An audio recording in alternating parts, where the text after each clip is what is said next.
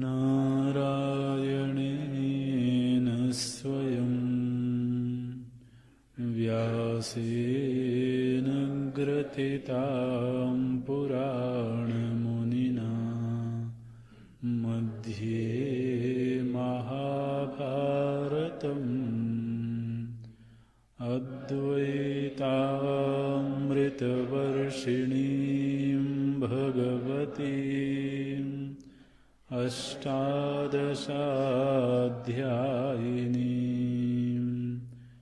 अम्ब त्वामनुसन्दधामि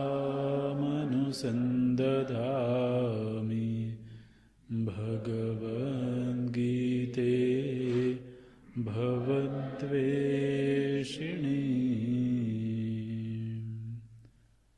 नमोऽस्तु ते व्यासविशालबुद्धे फुल्लारविन्दायतपत्रनेत्र येन त्वया भारततैलपूर्णा प्रज्वालितो ज्ञानमयप्रदीपः प्रपन्नपारिजाताय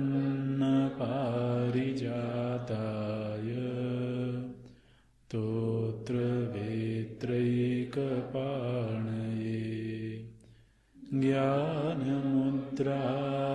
कृष्णाय गीतामृतदुहे नमः। सर्वोपनिषदो गावो दुग्धा गोपालनन्दनः पार्थो वत्सः सुधीर्भोक्ता दुग्धं गीतामृतं मातः। वसुदेवसुतं देवं कंसचाणूरमर्दनं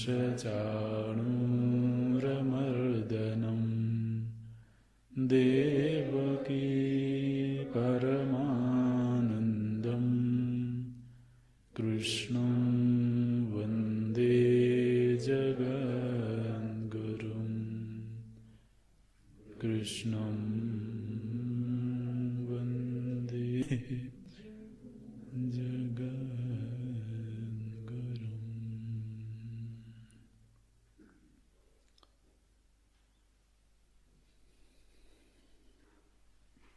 अथ पंचमोऽध्यायः।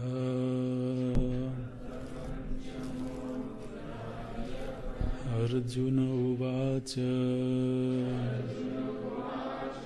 सन्न्यासं कर्मणां कृष्ण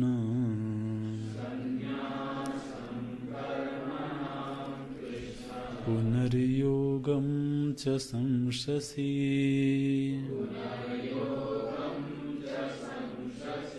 यच्छ्रेय एतयोरेकम्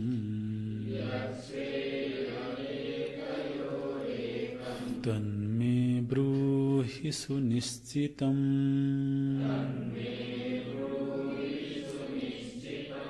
अर्जुन उवाच सन्न्यासं कर्मणां कृष्ण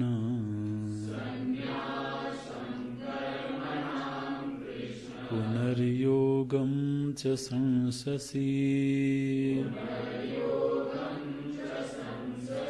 यच्छ्रेय एतयोरेकम् तन्मे ब्रूहि सुनिश्चितम्। श्रीभगवानुवाच सन्न्यासः कर्मयोगश्च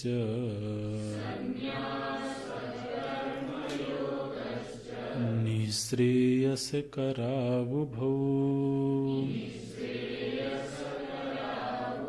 तयोस्तु कर्मसन्न्यासात्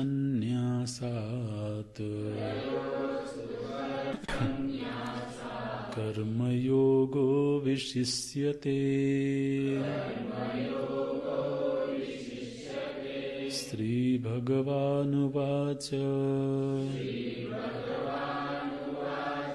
संन्यासः कर्मयोगश्च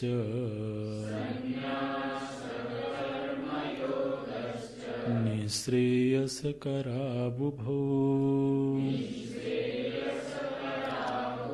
तयोस्तु कर्मसन्न्यासात्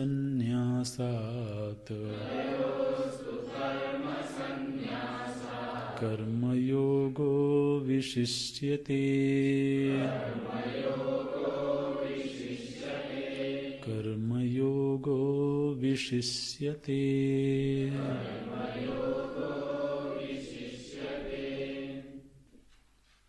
कर्मण्यकर्मयः पश्येत्यारभ्य स युक्तः कृत्स्नकर्मकृत् ज्ञानाग्निदग्धकर्माणं शारीरं केवलं कर्म कुर्वन् यदृच्छालाभसन्तुष्टः ब्रह्मार्पणं ब्रह्महविः कर्मजान् विद्धि तान् सर्वान् सर्वं कर्माखिलं पार्थ ज्ञानाग्निः सर्वकर्माणि योगसन्न्यस्तकर्माणम् इत्यन्तैः वचनैः सर्वकर्मसन्न्यासम् अवोचत् भगवान्। छित्त्वैनं संशयं योगम् आत्तिष्ठ इति अनेन वचनेन योगं च कर्मानुष्ठानलक्षणम् अनुतिष्ठ इति उक्तवान्।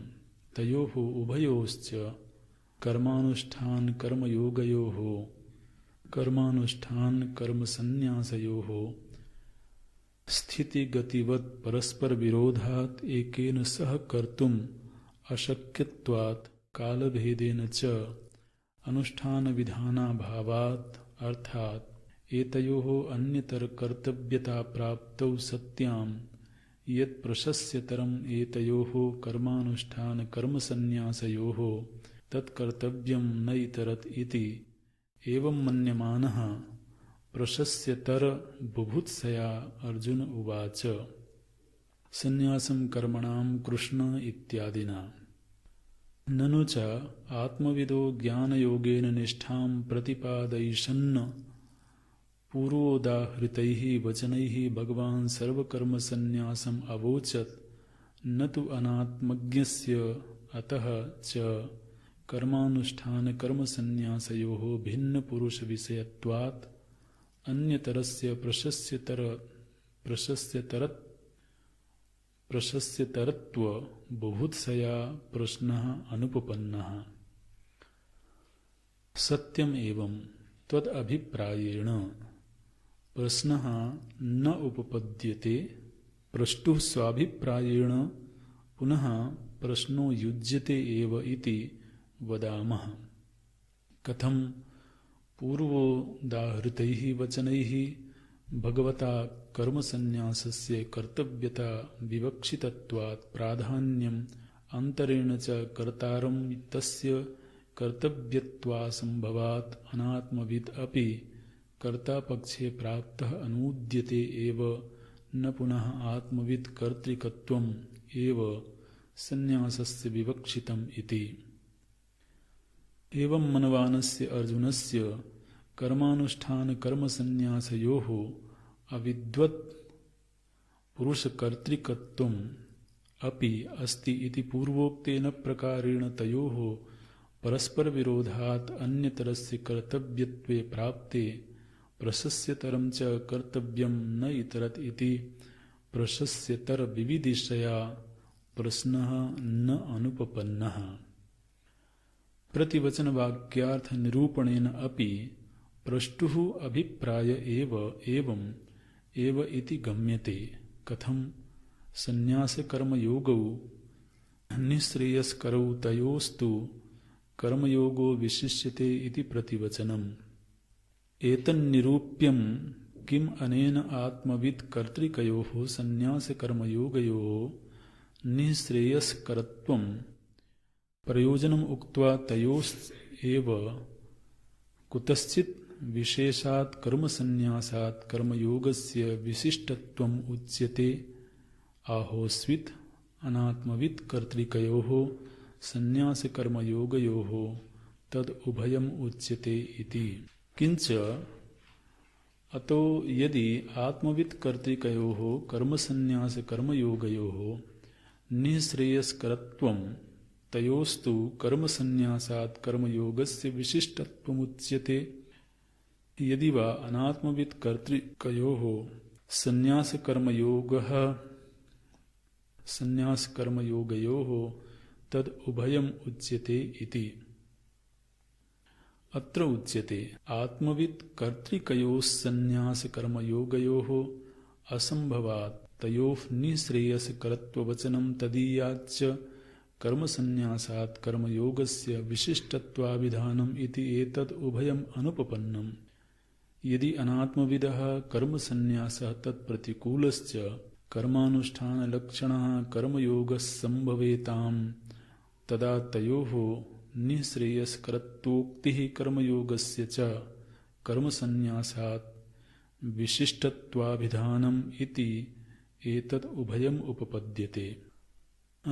आत्मविदः तु संन्यासकर्मयोगयोः असंभवात् तयोः निःश्रेयस्करत्वाभिधानं कर्मसन्न्यासाच्च कर्मयोगो विशिष्यते इति च अनुपपन्नम्। तत्र आह किम् आत्मविदः संन्यासकर्मयोगयोः अपि असंभव आहोस्वित् अन्यतरस्य असंभवो यदा च अन्यतरस्य असंभवः तदा किं कर्मसन्न्यासस्य उत कर्मयोगस्य इति असंभवे कारणं च वक्तव्यम् इति। अत्र उच्यते आत्मविदः निवृत्तमिथ्याज्ञानत्वात् विपर्ययज्ञानमूलस्य कर्मयोगस्य असंभवः स्यात्।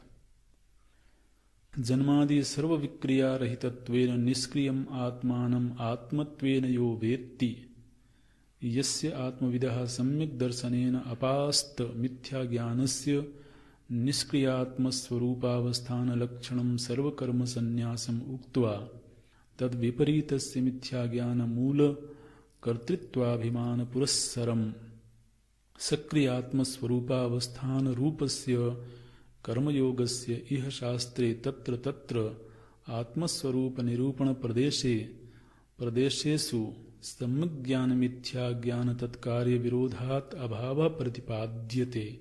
यस्मात् तस्मात् आत्मविदो निवृत्तमिथ्याज्ञानस्य विपर्ययज्ञानमूलः कर्मयोगो न संभवति इति युक्तम् उक्तं स्यात्। केषु केषु पुनः आत्मस्वरूपनिरूपणप्रदेशेषु आत्मविदः कर्माभावः प्रतिपाद्यते इति। अत्र उच्यते अविनाशी तु तद्विद्धि इति प्रकृत्य य एनं वेत्ति हन्तारं वेदाविनाशिनं नित्यम् इत्यादौ तत्र तत्र आत्मविदः कर्माभाव उच्यते। ननु च कर्मयोगः अपि आत्मस्वरूपनिरूपणप्रदेशे तत्र तत्र प्रतिपाद्यते एव तद् यथा तस्माद्युध्यस्व भारत स्वधर्ममपि चावेक्ष्य कर्मण्येवाधिकारस्ते इत्यादौ। अतश्च कथम् आत्मविदः कर्मयोगस्य असंभवः स्यात् इति। अत्र उच्यते सम्यग्ज्ञानमिथ्याज्ञानतत्कार्यविरोधात्। ज्ञानयोगेन सांख्यानाम् इति अनेन सांख्यानाम् आत्मतत्त्वविदाम् अनात्मवित् कर्तृकर्मयोगनिष्ठातः निष्क्रियात्मस्वरूपावस्थानलक्षणायाः ज्ञानयोगनिष्ठायाः पृथक्करणात् कृतकृत्यत्वेन आत्मविदः प्रयोजनान्तराभावात् तस्य कार्यं न विद्यते इति कर्तव्यान्तराभाववचनाच्च। न कर्मणामनारम्भात् संन्यासस्तु महाबाहो दुःखमाप्तुमयोगतः इत्यादिना च आत्मज्ञानाङ्गत्वेन कर्मयोगस्य विधानात् योगारूढस्य तस्यैव शमः कारणमुच्यते इति। अनेन च उत्पन्नसम्यग्दर्शनस्य कर्मयोगाभाववचनात् शारीरं केवलं कर्म कुर्वन्नाप्नोति किल्बिषम् इति च शरीरस्थितिकारणातिरिक्तस्य कर्मणोन्निवारणात् नैव किञ्चित् करोमीति युक्तो मन्येत तत्त्ववित् इति। अनेन च शरीर स्थिति मात्र प्रयुक्तेषु अपि दर्शन श्रवणादि कर्मसु आत्मयाथात्म्य विदः करोमि इति प्रत्ययस्य समाहित चेतस्तया सदा अकर्तव्यत्वोपदेशात् आत्मतत्वविदः सम्यक दर्शन विरुद्धः मिथ्या ज्ञान हेतु का कर्मयोगः स्वप्ने अपि न संभावयितुं शक्यते यस्मात् तस्मात् अनात्मवित् कर्तृकयोः एव संन्यास कर्म योगयोः निःश्रेयस्करत्ववचनं तदीयाच्च कर्म संन्यासात् पूर्वोक्तात्मवित् कर्तृक सर्वकर्म संन्यास विलक्षणात् सति एव कर्तृत्व विज्ञाने कर्मैकदेश विषयात् यमनियमादि सहितत्वेन च दुरनुष्ठेयत्वात् सुकरत्वेन च कर्मयोगस्य विशिष्टत्वाभिधानम् इति एवं प्रतिवचनवाक्यार्थ निरूपणेन अपि पूर्वोक्तः पृष्टुः अभिप्रायो निश्चीयते इति स्थितम्। ज्यायसि चेत् कर्मणस्ते इति यत्र ज्ञानकर्मणोः सह संभवे यत् श्रेय एतयोः तद्मे ब्रूहि इति एवं पृष्टः अर्जुनेन भगवान् सांख्यानां सन्यासिनां कर्मयोगेन निष्ठा पुनः कर्मयोगेन योगिनां निष्ठा प्रोक्ता इति निर्णयं चकार।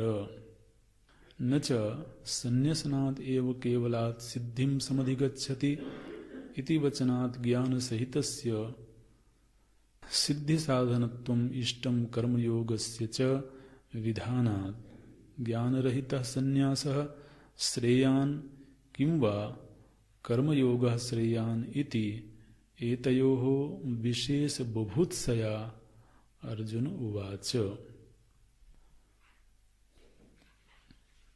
इस 5वें अध्याय में 29 श्लोक हैं और इस अध्याय का आरंभ तो अर्जुन के प्रश्न से होता है और यह प्रश्न लगभग वैसा ही प्रश्न है जैसा तीसरे अध्याय में पूछा गया था।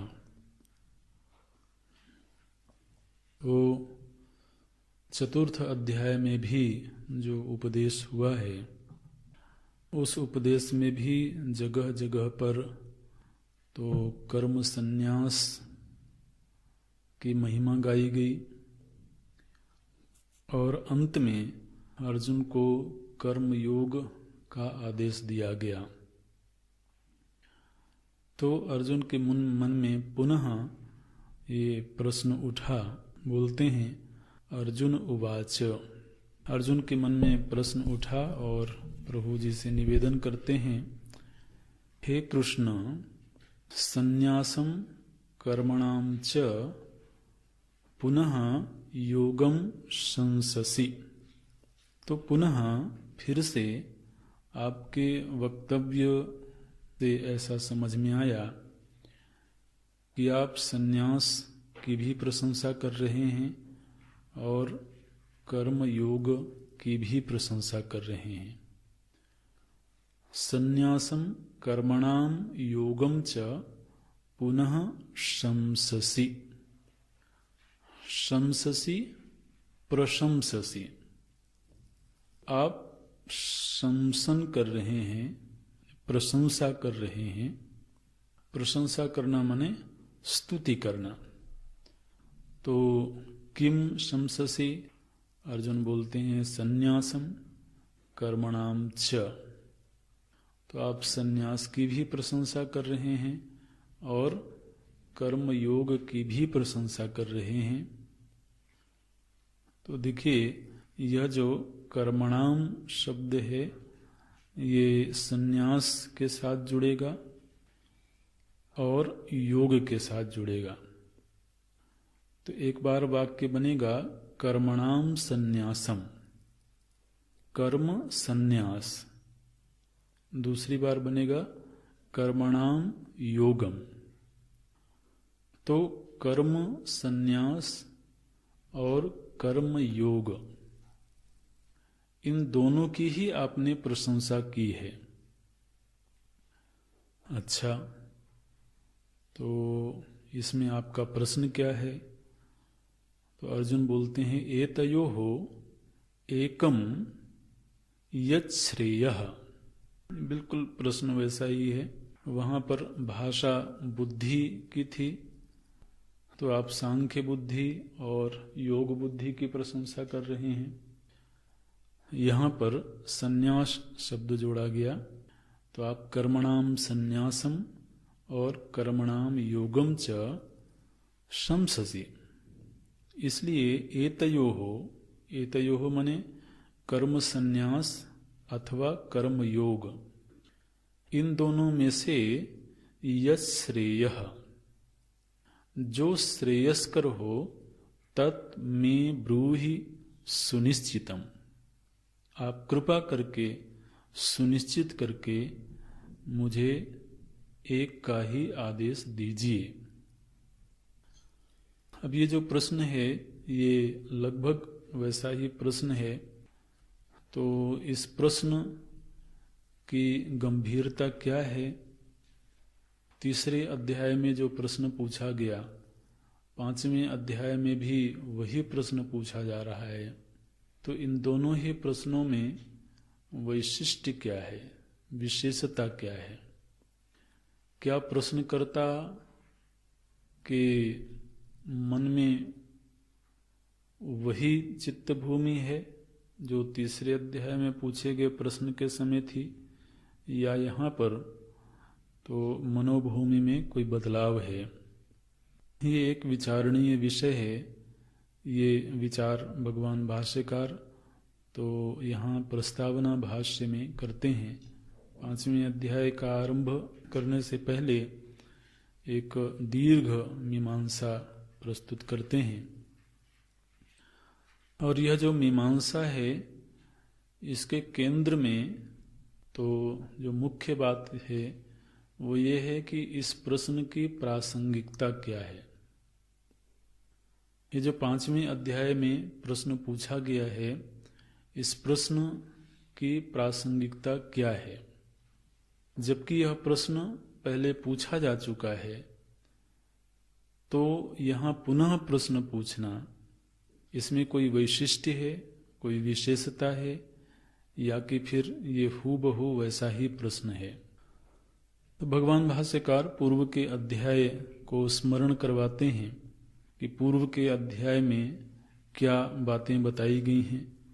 तो सबसे पहले पूर्व के अध्याय में कहाँ कहाँ पर कर्म संन्यास की बात की गई है, उन श्लोकों को उद्धृत करते हैं।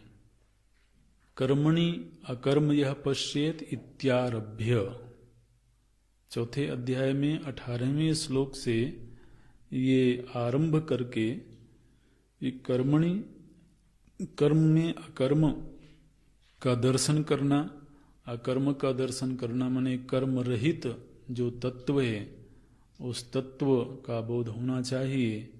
यहाँ से उपदेश आरंभ करके फिर जगह जगह पर कर्म संन्यास की ही चर्चा की गई। स युक्तः कृत्स्न कर्म कृत, उसी श्लोक में ये बात कही गई कि उसने सारे कर्म संपन्न कर लिए हैं। फिर भगवान बोलते हैं ज्ञानाग्नि दग्ध कर्माणम, ज्ञान की अग्नि में सारे कर्म भस्म हो चुके हैं। शारीरम केवलम कर्म कुर्वन्न, वह जो ज्ञानी है वह किसी फल की कामना से कर्म नहीं करता है, केवल शरीर की स्थिति निमित्तक चेष्टाएं ही होती हैं। यदृच्छालाभ संतुष्टः, चूंकि वह तुष्ट है इसलिए भी कर्म में प्रवृत्ति होगी नहीं। ब्रह्मार्पणम ब्रह्म हविः, तो सब कुछ ब्रह्ममय ही है, तो फिर तद्भिन्न कर्म की उत्पत्ति नहीं हो सकती है। कर्मजान विद्धितान सर्वान, जितने प्रकार के यज्ञ बताए गए वो सब कर्म से सिद्ध होने वाले हैं, इसलिए उनका त्याग करके ज्ञान यज्ञ करना चाहिए। सर्वम कर्माखिलम पार्थ ज्ञाने परिसमाप्यते, ज्ञानाग्नि सर्व कर्माणि योग संन्यस्त कर्माणम। और 41वें श्लोक में जहाँ पर इस प्रकरण का समापन हुआ वहाँ पुनः भगवान बोलते हैं संन्यस्त कर्माणम, परमार्थ दर्शन को प्राप्त करके समस्त कर्मों का संन्यास कर देता है महापुरुष। इति अंतैहि वचनैहि, इस पूरे अध्याय में जो बात सुनने को मिली वो क्या सुनने को मिला? बोलते हैं सर्व कर्म संन्यासम अवोचत भगवान। भगवान ये कहते हैं कि समस्त कर्मों का संन्यास होना चाहिए। ये पूरे अध्याय का अध्ययन करने से ये बात पता लगी। लेकिन जब अंतिम श्लोक आया तो वहां पर प्रभु जी ने जो आज्ञा दी अर्जुन को, उसमें कहा छित्त्वैनं संशयम योगम आतिष्ठोत्तिष्ठ भारत। तो तुम कर्म योग में स्थित हो करके और युद्ध के लिए खड़े हो जाओ। इति अनेन वचनेन योगम च कर्मानुष्ठान लक्षणम अनुतिष्ठ इति उक्तवान। तो प्रभु जी ने योग की भी महिमा बताई और सीधे अर्जुन को आदेश दिया कि तुम कर्म योग में स्थित होकर के तो खड़े हो जाओ।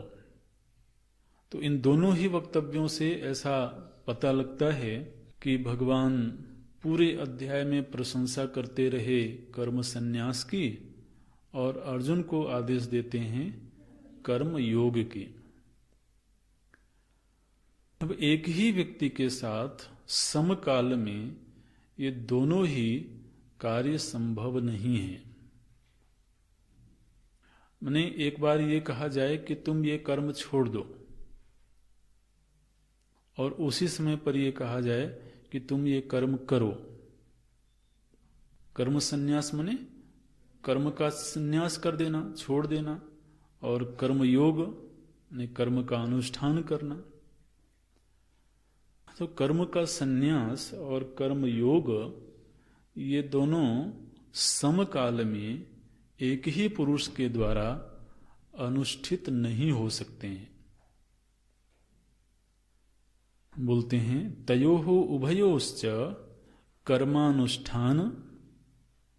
देखना, ये अर्जुन के मन में जो प्रश्न आया है उस प्रश्न की पृष्ठभूमि क्या है, चौथे अध्याय में क्या बात बताई गई है, वो भगवान भाष्यकार जी ने 2 परिच्छेद में कह दिया। अब उस चौथे अध्याय का श्रवण करके अर्जुन के मन में प्रश्न किस तरह से प्रकट हुआ, प्रश्न की पृष्ठभूमि कैसे बनी, तो बोलते हैं तयोः उभयोः, इन दोनों में से। किन दोनों में से? बोले कर्मानुष्ठान और कर्म संन्यास। तो कर्म का अनुष्ठान करना और कर्म का संन्यास करना, इन दोनों में ही परस्पर विरोध है। परस्पर विरोधात स्थिति गतिवत। जैसे किसी को कहा जाए कि तुम अभी बैठे रहो और फिर कहा जाए कि चलते रहो, तो स्थिति गतिवत ये दोनों परस्पर विरुद्ध वक्तव्य हैं। स्थिति गतिवत परस्पर विरोधात एकेन, एकेन माने एकेन पुरुषेण सह कर्तुम अशक्यत्वात्। सह माने साथ साथ ही इन दोनों ही कार्यों को करना अशक्य है। काल भेदेन च अनुष्ठान विधाना भावात। और यहाँ ऐसा नहीं बताया गया कि एक काल में कर्म संन्यास करना, एक काल में कर्मयोग करना। काल भेद भी नहीं बताया गया। अगर काल भेद बताया जाता तो एक ही व्यक्ति एक काल में कर्म योग करे और फिर अन्य काल में कर्म संन्यास करे। काल भेद होता तब भी एक पुरुष के द्वारा अनुष्ठित होता। या तो समकाल में करना है तो फिर 2 पुरुषों को आदेश दिया जाए। एक को कहा जाए कि आप कर्मयोग करो, दूसरे को कहा जाए आप कर्म संन्यास करो। लेकिन एकेन सह कर्तुम अशक्यत्वात् कालभेदेन च अनुष्ठान विधाना भावात् अर्थात एतयोः अन्यतर कर्तव्यता प्राप्तौ सत्याम तो ऐसा दिखाई देता है कि ये एक ही व्यक्ति के द्वारा इन चीज़ों का कर्तव्य है, माने एक ही व्यक्ति के द्वारा ये कार्य होने चाहिए, ऐसा तो कहा गया है।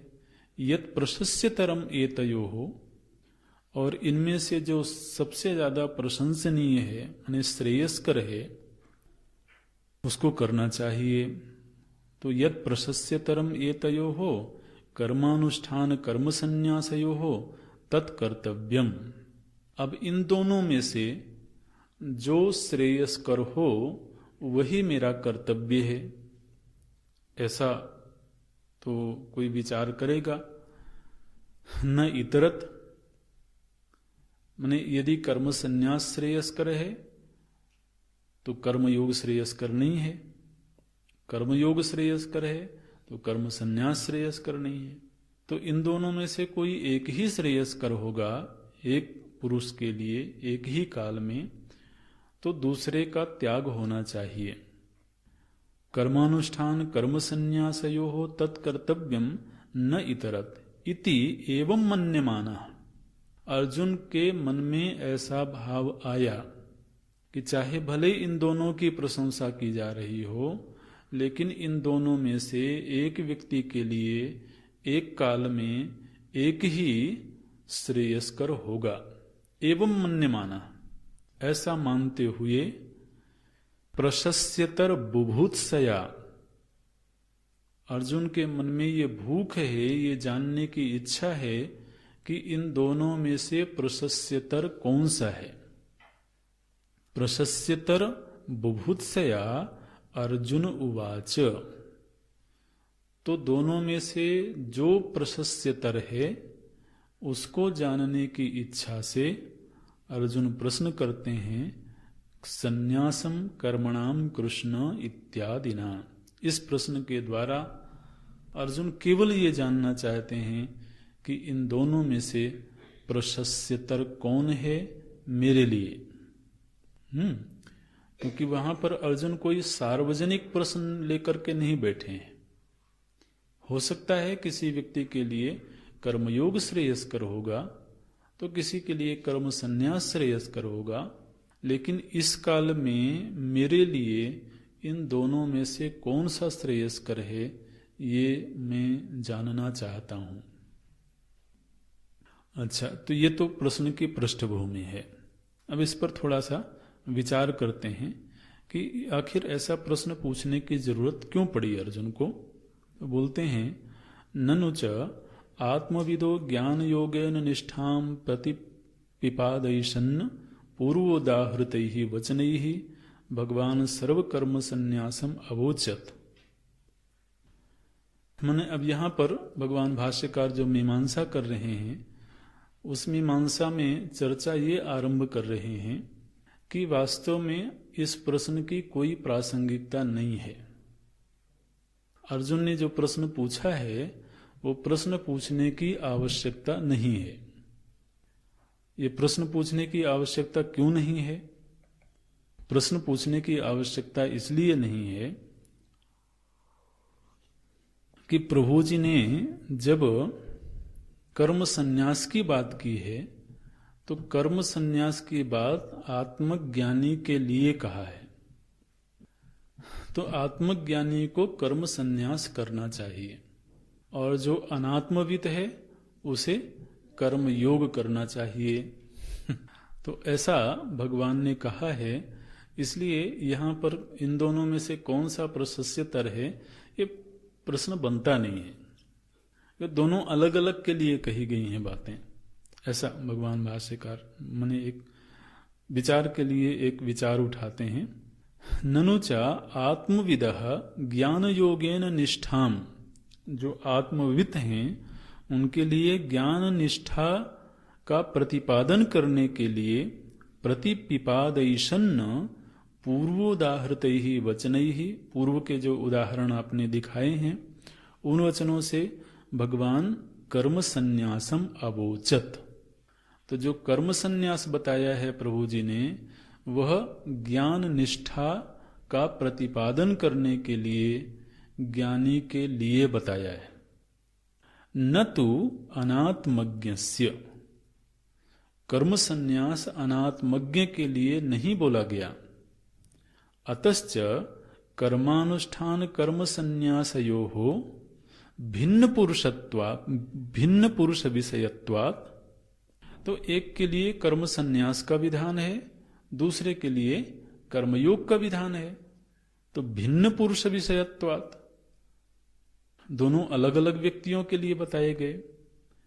इसलिए अन्यतरस्य प्रशस्यतरत्व बुभुत्सया प्रश्न अनुपपन्ना, इसलिए प्रश्न उचित नहीं है ये जिज्ञासा करना कि इन दोनों में से कौन सा श्रेयस्कर है। अरे जब एक ही व्यक्ति को कहा जाता कि तुम कर्म संन्यास करो, फिर उसी को कहा जाता कि तुम कर्म योग करो, तो ये प्रश्न बन सकता था। लेकिन कर्म संन्यास ज्ञानी के लिए कहा गया और कर्मयोग अज्ञानी के लिए कहा गया, तो भिन्न पुरुष विषयत्वात्, दोनों व्यक्ति अलग अलग हैं, इसलिए कौन सा प्रशस्यतर है ये प्रश्न बनता नहीं है। बोलते हैं हाँ, आपकी दृष्टि से बात तो ठीक है। सत्यम एवं त्वद अभिप्रायेण, आपने जिस ढंग से समझा है तो उस ढंग से इस प्रश्न की कोई प्रासंगिकता नहीं दिखाई देती है। सत्यम एव त्वद अभिप्रायेण प्रश्न न उपपद्यते, आपके अभिप्राय से माने आपने ये समझा कि कर्म संन्यास ज्ञानी के लिए और कर्मयोग अज्ञानी के लिए भगवान ने बताया है, ये आपने समझा है। इसलिए आपकी इस समझ के आधार पर ये प्रश्न नहीं बनता है, ये ठीक है। लेकिन जो प्रश्न पूछने वाला है वो आपकी तरह उसने नहीं समझा है। बोलते हैं प्रष्टु स्वाभिप्रायेण पुनः प्रश्नो युज्यते, जो पूछने वाला है उसके मन में तो इस तरह का प्रश्न आया, वो उचित ही है। अच्छा, तो उन्होंने क्या समझा है फिर? बोलते हैं इति वदामः कथम पूर्वोदाहृतैः वचनैः, जो पूर्व के दृष्टांत आपने उदाहरण दिए हैं, जिन वचनों में भगवान कर्म संन्यास की कर्तव्यता बता रहे हैं, पूर्वोदाहृतैः वचनैः भगवता कर्म संन्यासस्य कर्तव्यता विवक्षितत्वात् प्राधान्यम। तो इस मीमांसा का पहले आप एक सरल अर्थ समझ लें। अगर तो भगवान ये बतावें कि कर्म संन्यास कर्तव्य है अथवा कर्मयोग कर्तव्य है, तो कर्तव्य केवल अज्ञानी को ही बताया जाता है। ज्ञानी के लिए कोई कर्तव्य का विधान नहीं किया जाता है। ये बात समझें, माने कोई भी शास्त्र ज्ञानी के लिए कोई कर्तव्य का विधान नहीं करता है, क्योंकि जो आत्मतुष्ट है वह तस्य कार्यम न विद्यते। तस्य कार्यम माने कर्तव्यम, तस्य कर्तव्यम न विद्यते। इसलिए उसके लिए किसी भी प्रकार के कर्तव्य का विधान नहीं किया जा सकता है। तो यदि तो भगवान कर्म संन्यास को कर्तव्य के रूप में बता रहे हैं, अब यहां पर यदि लगाया गया है, ये प्रश्न है, यदि भगवान कर्म संन्यास कर्तव्य के रूप में बता रहे हैं तो एक कर्तव्य का विधान अज्ञानी के लिए ही होगा, फिर चाहे वह कर्तव्य कर्म संन्यास के रूप में हो या कर्म योग के रूप में हो। ये विचार होना चाहिए। बोलते हैं पूर्वोदाहृतैः वचनैः भगवता, भगवान के द्वारा इन वचनों से क्या बात कही गई? बोले कर्म संन्यासस्य कर्तव्यतया विवक्षितत्वात्, भगवान की विवक्षा ऐसी दिखाई देती है कि वो कर्म संन्यास को कर्तव्य के रूप में बता रहे हैं। प्राधान्यम अंतरेण च कर्तारम तस्य कर्तव्यत्व असंभवात्। लेकिन कोई यदि कर्ता हो ही नहीं तो उसके लिए कर्तव्यता कैसे बताई जा सकती है? कर्तव्यता तो उसी को बताई जाएगी जो कर्ता होवे। अंतरेण च माने इसके बिना तो कर्तारम तस्य कर्तव्यत्व असंभवात्। अनात्मविद अपि कर्ता पक्षे प्राप्तः अनुद्यते एव न पुनः आत्मविद कर्तृकत्वम एव संन्यासस्य विवक्षितम इति। तो सन्यासी के लिए माने ज्ञानी के लिए कर्म संन्यास की कर्तव्यता का विधान नहीं किया जा सकता है। कर्तव्यता का विधान केवल कर्ता के लिए ही किया जा सकता है। एवं मनवानस्य अर्जुनस्य, अर्जुन ऐसा मान के चलते हैं क्या कि कर्मानुष्ठान कर्म संन्यासयो हो। चूंकि प्रश्न अर्जुन का है तो अर्जुन क्या मान करके चलते हैं, अर्जुन ने क्या समझा है? बोलते हैं अर्जुन ने ये समझा है कि कर्मानुष्ठान और कर्म संन्यास ये दोनों ही अविद्वत पुरुष कर्तृकत्वम अपि, अविद्वान पुरुष के लिए ही कर्म संन्यास का विधान किया जाता है और कर्म योग का विधान किया जाता है। अब फिर से एक बार यहाँ पर इस विषय को समझें थोड़ा। देखिए, कर्म संन्यास का विधान भी अज्ञानी के लिए किया जाता है और कर्म योग का विधान भी अज्ञानी के लिए किया जाता है। संन्यास जो होता है, अब चूंकि इस अध्याय में हम संन्यास के प्रकरण को विस्तार से पढ़ेंगे। संन्यास दो तरह का होता है। एक को बोलते हैं विविदिशा संन्यास और दूसरे को बोलते हैं विद्वत संन्यास। विविदिशा तो एक होता है विविदिशा संन्यास और दूसरा होता है विद्वत संन्यास। विविदिशा संन्यास का मतलब होता है जब कोई मुमुक्षु बनता है, आत्म बुभुक्षा जागती है जब किसी में, तो उसे भी विधिवत तरीके से कर्म संन्यास का अधिकार दिया जाता है और बल्कि उसको ये कर्तव्य बताया जाता है कि तुमको कर्म संन्यास करना चाहिए। किसको? जो अभी ज्ञानी नहीं हुआ है, माने अभी उसमें कर्तृत्व बना हुआ है, भोक्तृत्व भी बना हुआ है, लेकिन वह मुमुक्षु हो गया है। तो मुमुक्षु हो गया तो अब यदि वह कर्म बाहुल्य में फंसा रहेगा तो वह आत्मज्ञान की साधना नहीं कर सकता है। इसलिए आत्मज्ञान की साधना करने के लिए उसे विधिवत तरीके से कर्म संन्यास करना चाहिए।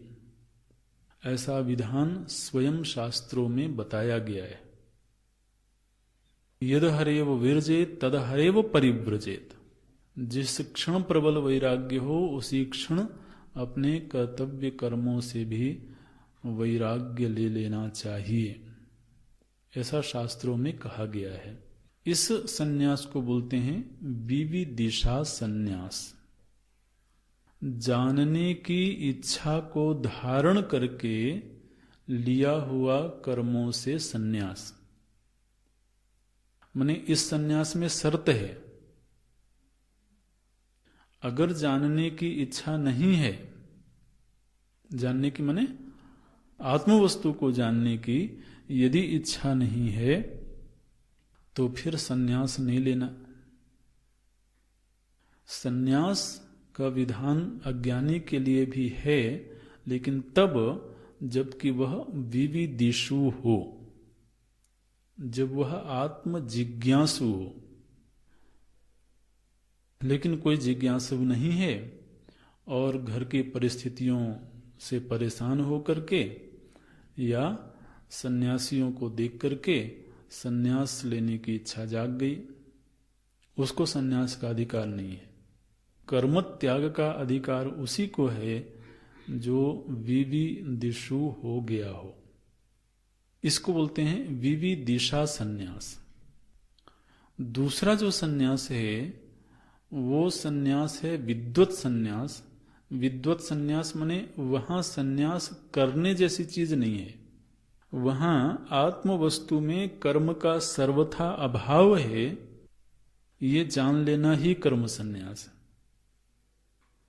माने जहां पर कर्म की स्थिति नहीं है, जैसे सीधे आत्म वस्तु को ये कहा जाए कि ये आत्मा वो तत्व है जो कर्म सन्यासी है।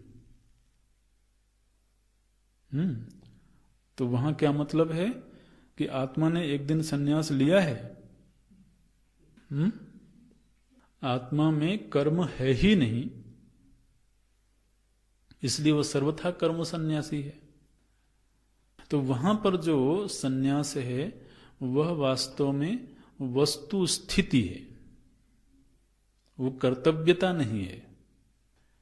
तो जो विविदिषु सन्यास होता है ये तो कर्तव्य के रूप में होता है, और जो विद्वत सन्यास होता है वह सहज स्थिति होती है।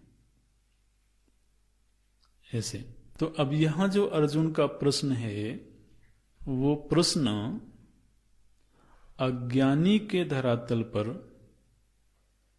ध्यान रखना यह प्रश्न वही नहीं है जो तीसरे अध्याय में पूछा गया है, इसलिए हम इस पर समय दे रहे हैं, बल दे रहे हैं। ये प्रश्न क्या है उसकी गंभीरता समझ में आ जाए। यहां पर प्रश्न ये है कि मानो कि मैं अज्ञानी हूं और मैं श्रेय का आकांक्षी हूं, मैं मुमुक्षु हूं। तो मुमुक्षु के लिए दोनों ही विधान किए जाते हैं, विविदिशा संन्यास का विधान भी किया जाता है और कर्म योग का विधान भी किया जाता है। तो एक अज्ञानी के धरातल पर विविदिशा संन्यास और कर्म योग, इन दोनों में से कौन सा श्रेयस्कर है, ये आप बताइए। तो ये प्रश्न बिल्कुल उचित है। ये प्रसंग आपको समझ में आया कुछ? तो अभी देखते हैं, हम भाष्य देखते हैं। एवं मनवानस्य अर्जुनस्य कर्मानुष्ठान, कर्म का अनुष्ठान और कर्म संन्यास, ये दोनों ही अविद्वत पुरुष कर्तृकत्वम अपि, ये दोनों ही अविद्वान पुरुष के लिए कर्तव्य के रूप में होते हैं। अस्ति इति पूर्वोक्तेन प्रकारेण तयोः परस्पर विरोधात्, लेकिन चूंकि इन दोनों में परस्पर विरोध है इसलिए अन्यतरस्य कर्तव्यत्वे प्राप्ते, दोनों में से किसी एक का ही कर्तव्य प्राप्त होना चाहिए, इसलिए प्रशस्यतरं च कर्तव्यम न इतरत इति प्रशस्यतर विविदिशया प्रश्नः न अनुपपन्नः। इसलिए ये प्रश्न आपने कहा कि कोई प्रासंगिकता नहीं है, या आपने गलत कहा है। प्रश्न की प्रासंगिकता है, क्योंकि अज्ञानी के लिए ही इन दोनों का विधान किया जाता है और इन दोनों में से कोई एक ही प्रशस्तर होगा, ये जानने की जिज्ञासा हो सकती है, इसलिए ये प्रश्न उचित है। दूसरे, प्रभु जी ने जो इस प्रश्न का उत्तर दिया है उस उत्तर को देखते हुए भी ऐसा लगता है कि अर्जुन का प्रश्न उचित है। प्रतिवचन वाक्यार्थ निरूपणेन अपि, प्रतिवचन माने उत्तर, तो उत्तर का जो वाक्यार्थ है उसका निरूपण करने से भी पृष्टुः अभिप्राय एवं एव इति गम्यते, पूछने वाले का यही अभिप्राय है ऐसा पता लगता है। अच्छा, प्रभु जी ने क्या उत्तर दिया था, क्या उत्तर दिया है? कथम बोलते हैं, संन्यास कर्म योगयोः संन्यास कर्म योगौ निःश्रेयस्करौ तयोः तु कर्म योगो विशिष्यते इति प्रतिवचनम। प्रभु जी ने ये उत्तर दिया। ध्यान देना, हम श्लोक में तो जाएंगे ही, लेकिन जब अर्जुन ने ये पूछा कि कर्म संन्यास और कर्म योग, आप इन दोनों की ही प्रशंसा कर रहे हैं, तो इन दोनों में से कौन सा श्रेयस्कर है वो आप मुझे बताइए। तो प्रभु जी ने ये नहीं कहा कि तुम्हारा प्रश्न गलत है। प्रभु जी ने ये उत्तर दिया कि कर्म संन्यास की अपेक्षा कर्म योग श्रेयस्कर है। ये प्रभु जी ने उत्तर दिया है। एक बार वो श्लोक देख लीजिए विस्तार से, तो फिर उस श्लोक देखेंगे। भगवान बोलते हैं, संन्यासः कर्म योगश्च, संन्यास और कर्म योग निश्चित रूप से उभौ निःश्रेयस करौ। कर्म संन्यास और कर्म योग ये दोनों ही निःश्रेयस प्रदान करने वाले हैं, लेकिन तयोस्तु कर्म संन्यासात्, उन दोनों में से कर्म संन्यास की अपेक्षा कर्मयोगः विशिष्यते।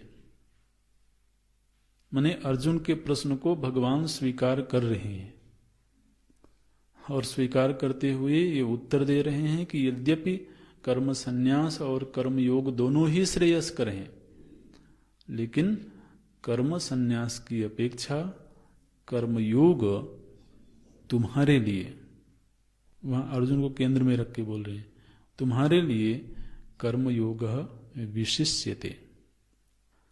ये उत्तर प्रभु जी ने दिया है। इसलिए पुनः भाष्य में आते हैं। तो संन्यास कर्म योगौ निःश्रेयस्करौ तयोः तु कर्म योगो विशिष्यते इति प्रतिवचनम।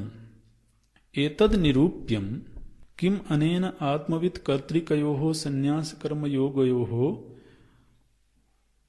निःश्रेयस्करत्वं प्रयोजनम् उक्त्वा तयोः एव कुतश्चित् विशेषात् कर्म संन्यासात् कर्म योगस्य विशिष्टत्वम् उच्यते आहोस्वित् अनात्मवित् कर्तृकयोः संन्यास कर्म योगयोः तद उभयम उच्यते।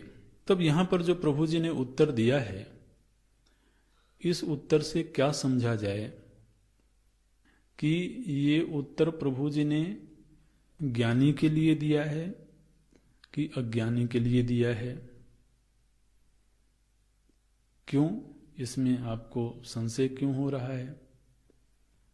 बोले संशय इसलिए हो रहा है कि पिछले अध्याय में ज्ञानी के प्रसंग में भी कर्म संन्यास का विधान किया गया, और यहां पर यदि अज्ञानी को कहें कि भगवान जब पहले वक्तव्य में कह रहे हैं कि कर्म संन्यास और कर्म योग दोनों ही श्रेयस्कर हैं, तो ये वक्तव्य अज्ञानी के लिए कहा जा रहा है या ज्ञानी के लिए भी कहा जा रहा है? ये मीमांसा होनी चाहिए। तो इस पर अभी ये दीर्घ मीमांसा करते हैं, तो ये प्रश्न उठा देते हैं, फिर उत्तर पर आगे चर्चा विस्तार से करेंगे। किंच अतः यदि आत्मवित् कर्तृकयोः कर्म संन्यासयोः निःश्रेयस्करत्वं तयोः तु कर्म संन्यासात् कर्म योगस्य विशिष्टत्वम् उच्यते यदि वा अनात्मवित् कर्तृकयोः कर्म संन्यास कर्म योगयोः तद उभयम उच्यते।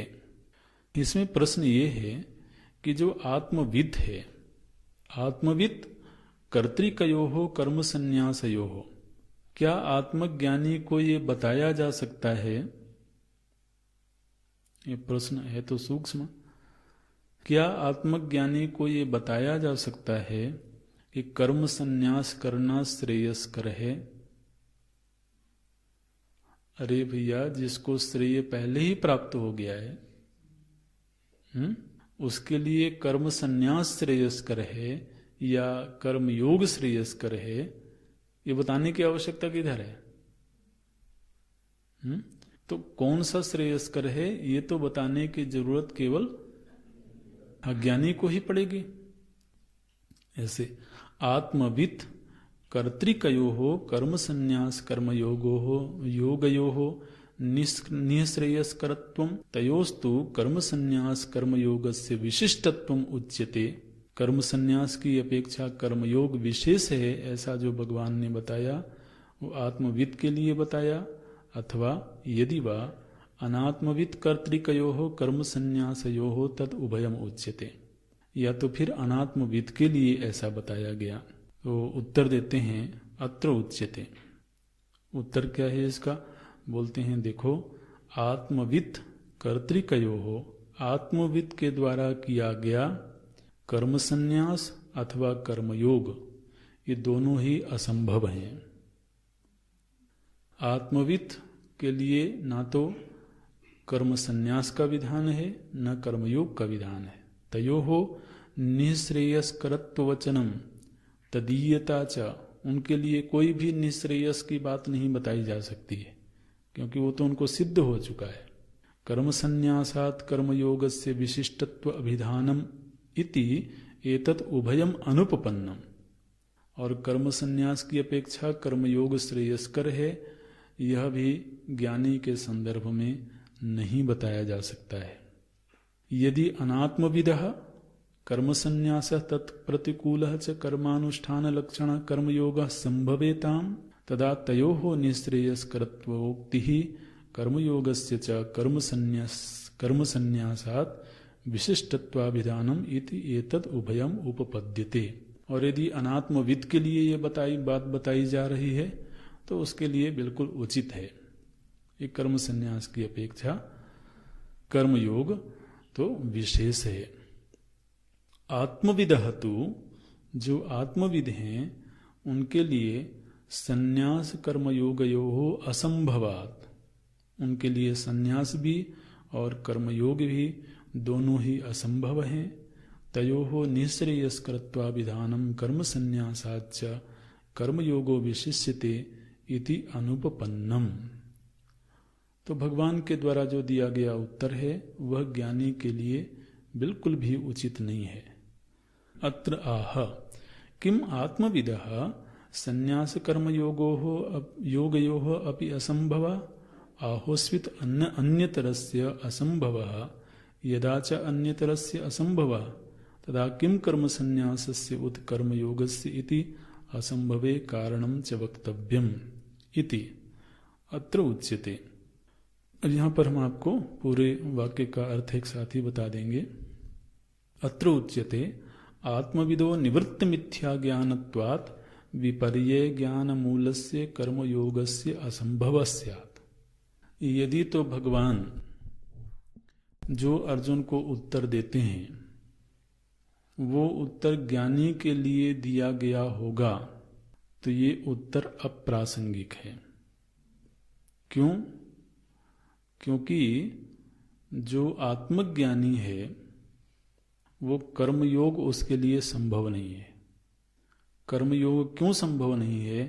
क्योंकि कर्मयोग जो होता है वह मिथ्या ज्ञान के धरातल पर ही होता है, और आत्मज्ञानी का मिथ्या ज्ञान निवृत्त हो चुका है। देखिए अंतिम वाक्य क्या है?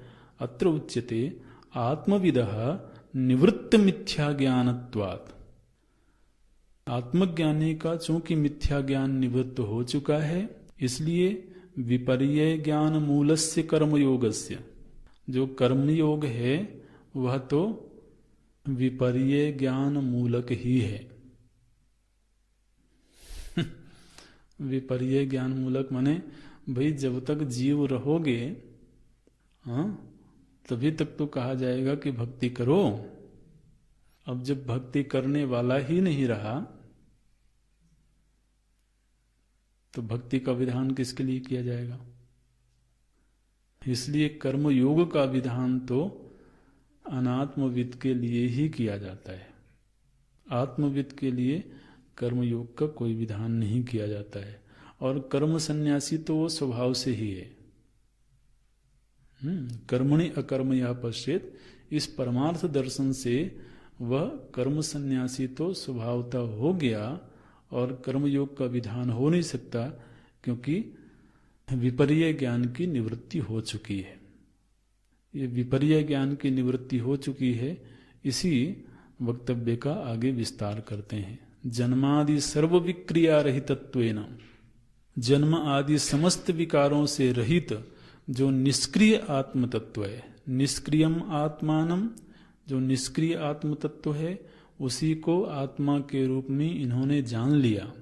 निष्क्रियम आत्मानम आत्मत्वेन यो वेत्ति, यस्य आत्मविदः, जिस आत्मज्ञानी का सम्यक दर्शन के द्वारा अपास्त मिथ्या ज्ञानम, सम्यक ज्ञान से मिथ्या ज्ञान नष्ट हो चुका है, और निष्क्रियात्म स्वरूपावस्थान लक्षणम, निष्क्रिय आत्म स्वरूप में जिनका अवस्थान हो चुका है उनके लिए कर्म संन्यास स्वाभाविक हो गया।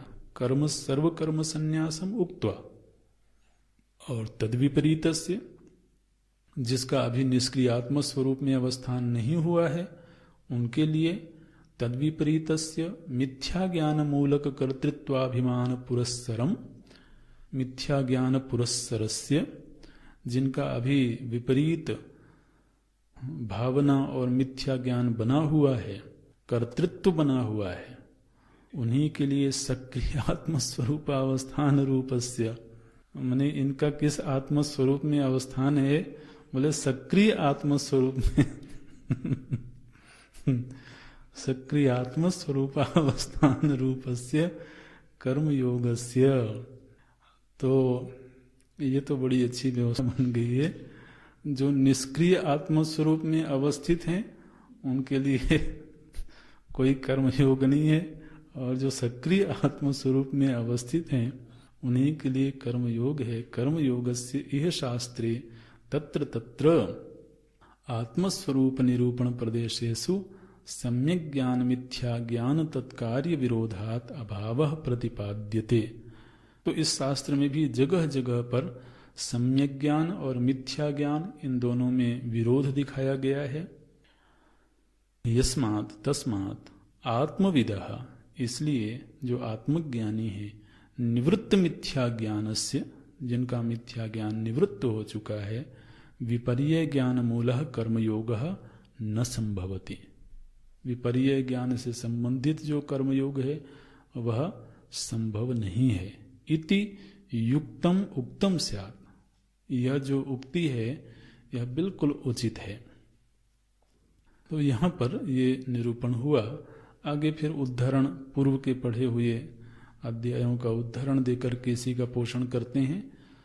लेकिन इसमें अभी तक के मीमांसा में यह निर्णय हुआ कि कर्म संन्यास और कर्मयोग, इन दोनों को ही यदि विधान के रूप में बताया जाए तो वह अनात्मविद के लिए ही है। आत्मविद चूंकि अपने स्वरूप में अवस्थित है और वह स्वरूप निष्क्रिय स्वरूप है, इसलिए वहाँ कर्म संन्यास सहज प्राप्त है, और कर्मयोग विपरीत ज्ञान मूलक होने से उसके लिए कर्तव्यता नहीं है। केषु केषु पुनः आत्मस्वरूप निरूपण प्रदेशे आत्मविदः कर्माभावः प्रतिपाद्यते। तो आत्मस्वरूप का जहाँ जहाँ पर निरूपण हुआ है वहाँ कहाँ कहाँ पर कर्म का अभाव दिखाया गया है, बोलते हैं अत्रोच्यते, हम बताते हैं। तो द्वितीय अध्याय में सबसे पहले भगवान तो प्रस्तावना करते हैं अविनाशी तो तद्विद्धि, वहां से फिर य एनम वेत्ति हंतारम वेदाविनाशिनम नित्यम इत्यादि तत्र तत्र आत्मविदः कर्मा भाव उच्यते। तो जहां जहां पर आत्मज्ञान का प्रसंग आया है वहां कर्म का अभाव ही दिखाया गया है, ऐसा हमने पूर्व के अध्यायों में देखा है।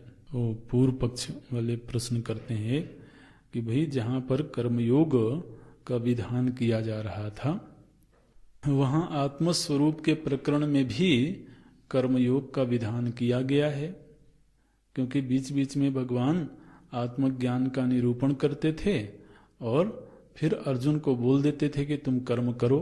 तो आत्मविद्या के प्रसंग में भी केवल कर्म त्याग का ही विधान नहीं किया गया, बल्कि कर्मयोग का भी विधान किया गया है। ननु कर्मयोग अपि आत्मस्वरूप निरूपण प्रदेशे तत्र तत्र प्रतिपाद्यते एव। तो जहां आत्मस्वरूप का निरूपण हो रहा था वहां कर्मयोग की भी चर्चा की गई है।